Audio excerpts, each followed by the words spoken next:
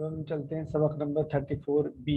इसके मुताल्लिक़ा मशक़ें यानी कि सूरह बकरा की जो आयत नंबर 26 पढ़ी है, इससे रिलेटेड हम एक्सरसाइज करेंगे इंशाल्लाह। अगर आप वाकई में कुरान करीम को सीखना चाहते हैं तो आप अपनी कॉपी पेन निकाल लीजिए और नोट्स बनाइए, कुछ सवालों के जवाब दीजिए और याद रखिए अल्लाह आपको देख रहा है।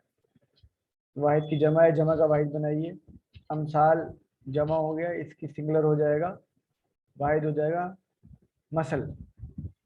और माजी बनाना है यहदी, यहदी वो हिदायत देता है तो ये हो जाएगा हदा, यहदी का बन जाएगा हदा।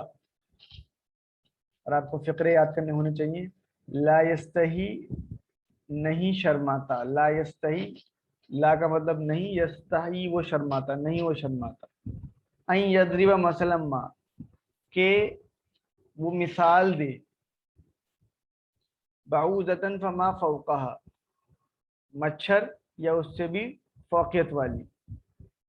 युजिल्लु भी कसीरा, युजिल्लु वो गुमराह करता है, बिही इससे, कसीरन बहुत सो को।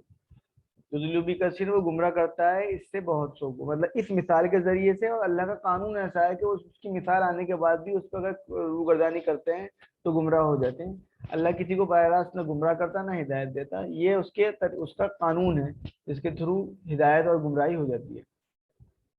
और इसमें आने वाली जो वर्ब्स हैं, फ़िअल हैं, ज़रब, ज़रबा, अलिमा, कफरा, फसका, काला, हदा, इनकी प्रैक्टिस करेंगे। एक बार ज़रूर लिखेंगे तो ये अच्छी तरीके से इनको याद कर पाएंगे, नहीं लिखेंगे तो याद नहीं कर पाएंगे।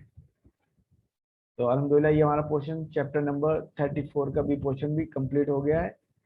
और जो जितना ज़्यादा प्रैक्टिस कर रहे हैं वो उतना ज़्यादा सीख रहे हैं, जो प्रैक्टिस नहीं कर रहे हैं वो नहीं सीख रहे हैं।